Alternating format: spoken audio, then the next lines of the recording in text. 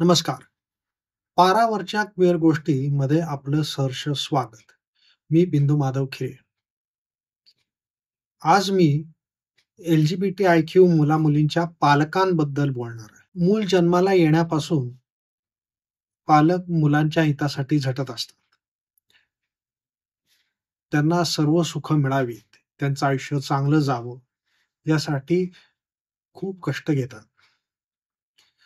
म्हणजे मुलगी जन्माला आल्यापासनं सोनं-नाणं खरेदी करायला सुरुवात करतात, की लग्नाच्या वेळी दागिन्यांसाठी मदत होईल. स्वप्न बघतात, की मुलगा जन्माला आला, की आता आपल्याला वंशाचा दिवा मिळेल. आपला काय व्यवसाय उद्योग असेल तो चालवणार. ही अशी सगळी स्वप्नरंजनं त्यांनी केलेली असतात आणि ती स्वप्न पुरी व्हावीत यासाठी जे शक्य आहे ते प्रयत्न करायला लागतात. हे सगळं करताना समाजाचाही दबाव असतो, की तुमचं कुटुंब कसं असलं पाहिजे, तुमची मुलं कशी असली पाहिजेत.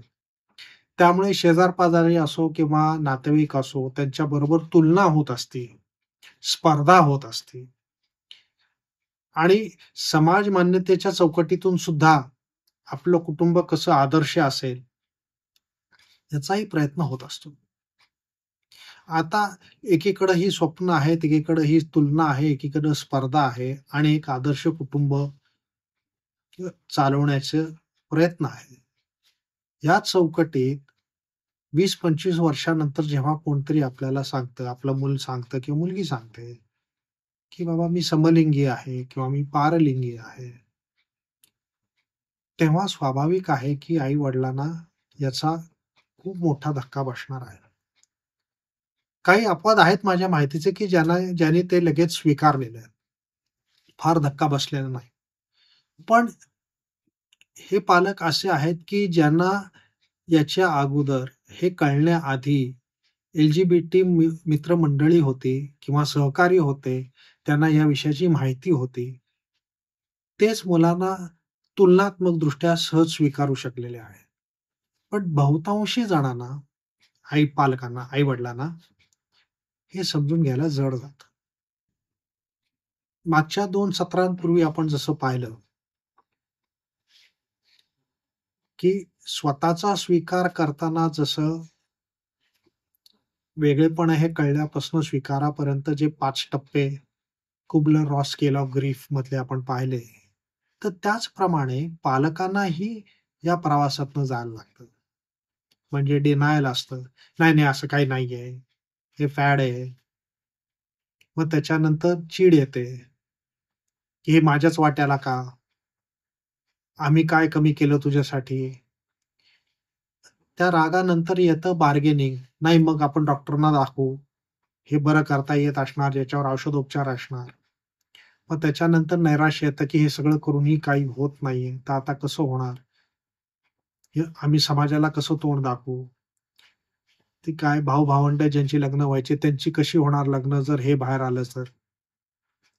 आणि आता हे सगळं झाल्यानंतर त्या नैराश्यातनं बाहेर येऊ लागतात, की ठीक आहे, जे आहे हे असं आहे आणि आता पुढं काय करायचं? आता हे जे टप्पे आहेत, हा जो शेवटचा स्वीकाराचा मुद्दा आहे, की तिथपर्यंत पोहोचायला त्यांना बराच वेळ लागतो आणि तो प्रवास करताना अनेक पैलू असतात, की स्वीकार होणं, न होणं, किती प्रमाणात होणं, याला बरेच जे पैलू आहेत, त्यातले काही मी मांडतो. एक तर धार्मिक पगडा किती आहे? काही धर्म या बाबतीत संवेदनशील आहेत, पण काही बहुतांशी धर्म या बाबतीत अत्यंत असंवेदनशील आहेत आणि हे समलिंगी असणं पाप आहे, असं मानणारे आहेत. इथं अर्थातच मुलांना स्वीकारायला आणि त्यांच्या पालकांना स्वीकारायला ही गोष्ट जड जाते. सामाजिक दडपण काय आहे?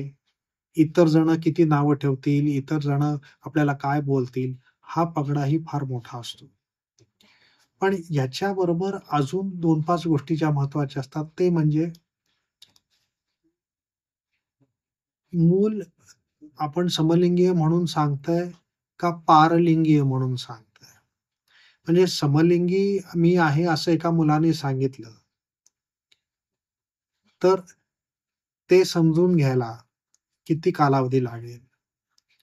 आणि एखादा मुलगा म्हणला, की नाही मी पारलिंगी म्हणजे ट्रान्सजेंडर आहे आणि मी स्त्रीचं आयुष्य जगू इच्छितो. तर ते समजून घ्यायला जास्ती वेळ लागतो आणि त्याचा जास्ती धक्का बसतो.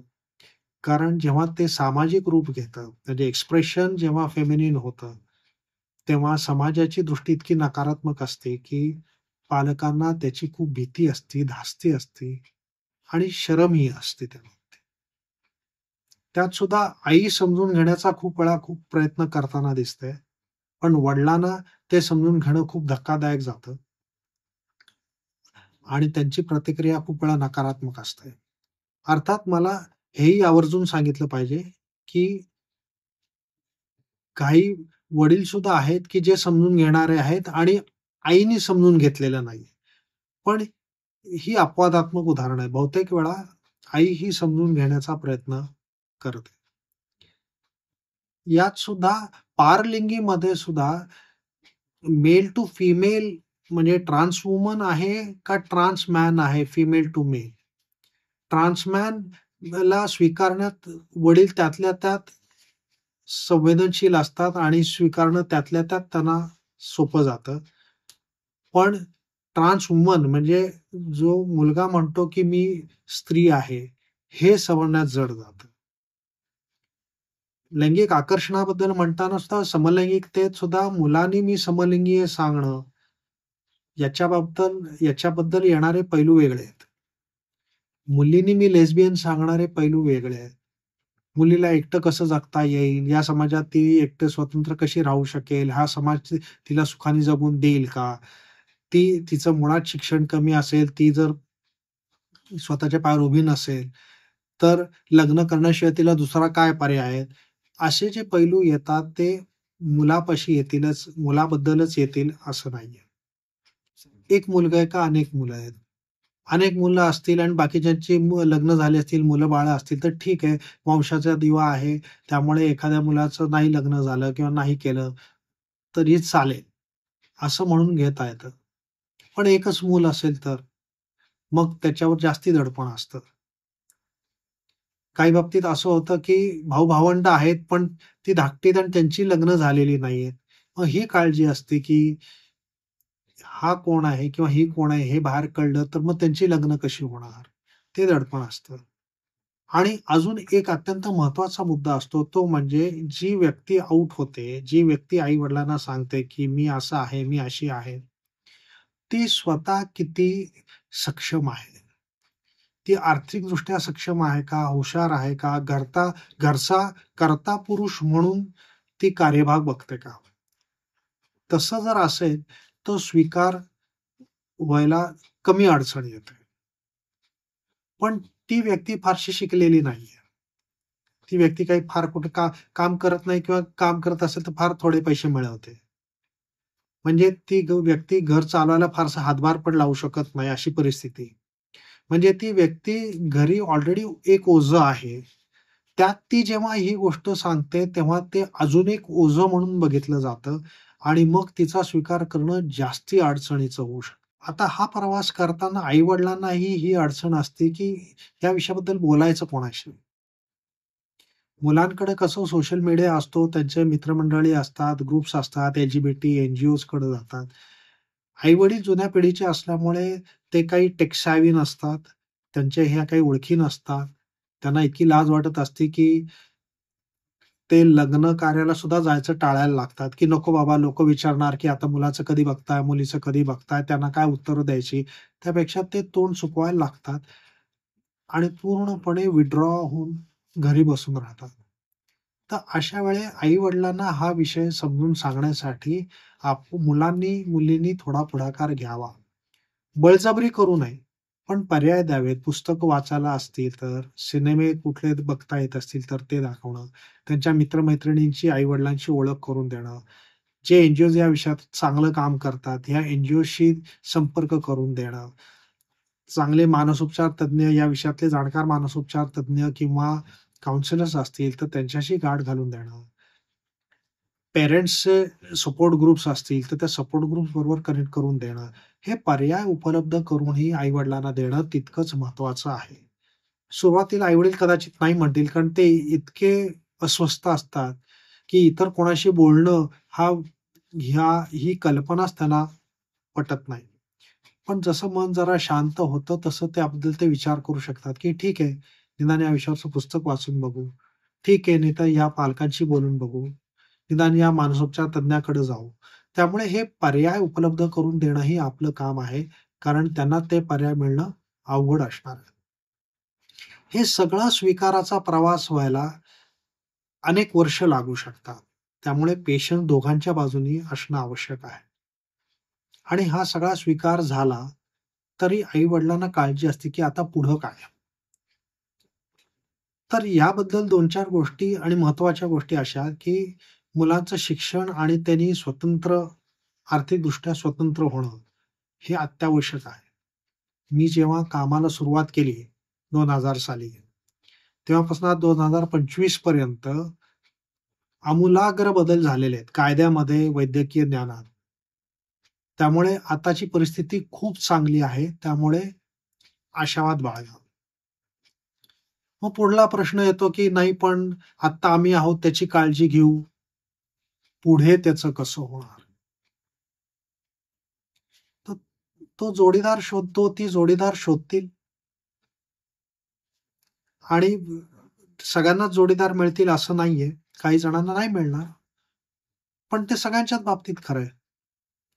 मग काही वेळेला आई-वडील मला असं म्हणलेले आहेत, की "नाही, नाही, नाही, त्यांनी जोडीदार शोधलं तर त्याला लैंगिक कुठला आजार होईल. त्यामुळे त्यांनी जोडीदार शोधायचाच नाही, ब्रह्मचर्य पाळायचं." मला वाटतं कुठल्याही मुला-मुलीकडनं अशी अपेक्षा धरणं, हे त्यांच्यावर अन्यायकारक आहे आणि असंवेदनशील आहे. कारण प्रत्येकाला भावनिक आणि शारीरिक सुखाची गरज असते. त्यामुळे अशा अटी घालणं हे कोणाच्याच हिताचं नाही. हे खरं आहे, की मुलांना लैंगिक आजार होऊ नये म्हणून त्यांनी जी काही सुरक्षित संबंधाची काळजी घेतली पाहिजे, ती घेतली पाहिजे. त्याच्याबद्दल माहिती मिळवली पाहिजे, ती साधनं मिळवली पाहिजेत आणि ती काळजी घेतली पाहिजे. पण हे प्रश्न काही फक्त एल-जी-बी-टीचेच नाहीयेत. हे प्रश्न जनरली सगळ्यांबद्दलचाच हा मुद्दा आहे. तो काही विशिष्ट ठराविक समाजाचा मुद्दा आहे असं नाही. आणि या सगळ्या प्रवासात 2-3 गोष्टी अगदी लक्षात ठेवा. एक, तर मूल जेव्हा तुम्हाला सांगेल आपण कोण आहोत, तेव्हा लक्षात घ्या, की हे आई-वडिलांना सांगणं अत्यंत अवघड असतं. तर हे खरंच धाडसाची गोष्ट आहे आणि ॲप्रिशिएट दॅट, की त्याने विश्वासाने आपल्याला सांगितलेलं आहे. त्यामुळे लगेच हिंसा, राग, शिव्या-शाप देणं करू नका. हे सगळं समजून घ्यायला थोडा वेळ द्या.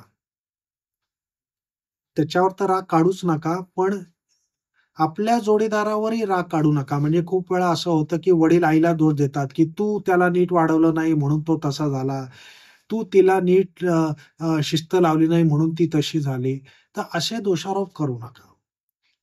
काही पालक स्वतःला अ, अपराधी मानतात, की मी मुलाला लहानाचं मोठं करण्यात काहीतरी आम्ही कमी पडलो म्हणून मूल असं झालं. तर असं नाही. तुम्ही कसं मुलाला लहानाचं मोठं करता त्याच्यावरनं मूल समलिंगी होणार का पारलिंगी होणार असं ठरत नाही. त्यामुळे तुम्ही स्वतःलाही दोष लावून घेऊ नका. मुलालाही दोष देऊ नका. काही पालकांना इतकं अपराधी वाटतं, की ते ओव्हर कॉम्पेन्सेट करायला जातात. म्हणजे नाही आपलं बिचारं मूल आहे, त्याचं कसं होणार? आम्ही पाहिजे ते तुझ्यासाठी करतो. तू फक्त माग. हे असं ओव्हर कॉम्पेन्सेशन करू नका. त्याचाही मुलं गैरफायदा घेऊ शकतात. तुमचा आधार आवश्यक आहे. नाही असं नाही. पण तडजोडी करताना जर असं दिसलं, की नाही बाबा, मला त्यांची जीवनशैली नाही पटत किंवा स्वीकारायला जड जातंय. तर मुलांना स्वतंत्र वेगळं राहू देत. त्यांना त्यांची जीवनशैली जगू देत. माझ्याच पाशी राहिलं पाहिजे, माझ्याच नजरेत राहिलं पाहिजे आणि त्यांचं सगळं आयुष्य मी मुठीत ठेवून मा मी कंट्रोल करीन, असा अट्टहास धरू नका. यात न तुम्हाला सुख मिळेल, न त्यांना सुख मिळेल. आधार देता आला तर उत्तम आहे. नाही देता आला आधार, तरी निदान शत्रुत्व घेऊ नका, विरोध करू नका. एवढं तर आपण नक्कीच करू शकतो. आता स्वाभाविक आहे की मुलं आउट झाल्यानंतर डेटिंग करू पाहणार आहेत. पण डेटिंग करताना सुद्धा खूप खबरदारी घेतली पाहिजे. एक काही महत्त्वाचे मुद्दे आहेत, की ज्याच्याबद्दल मी पुढच्या सत्रात म्हणजे सत्र क्रमांक 10 मध्ये बोलणार आहे. सत्र आवडलं तर लाईक करा, सबस्क्राईब करा, जास्तीत जास्त प्रमाणात शेअर करा. महाराष्ट्रातल्या प्रत्येक LGBTIQ तरुण-तरुणीपर्यंत हे सत्र पोहोचवायचा प्रयत्न करा. काही सूचना असतील तर कॉमेंट बॉक्समध्ये द्यायला विसरू नका. 15 दिवसांनी परत भेटू. तोपर्यंत तुमची काळजी घ्या आणि तुमच्या LGBTIQ मित्रमंडळींची. धन्यवाद.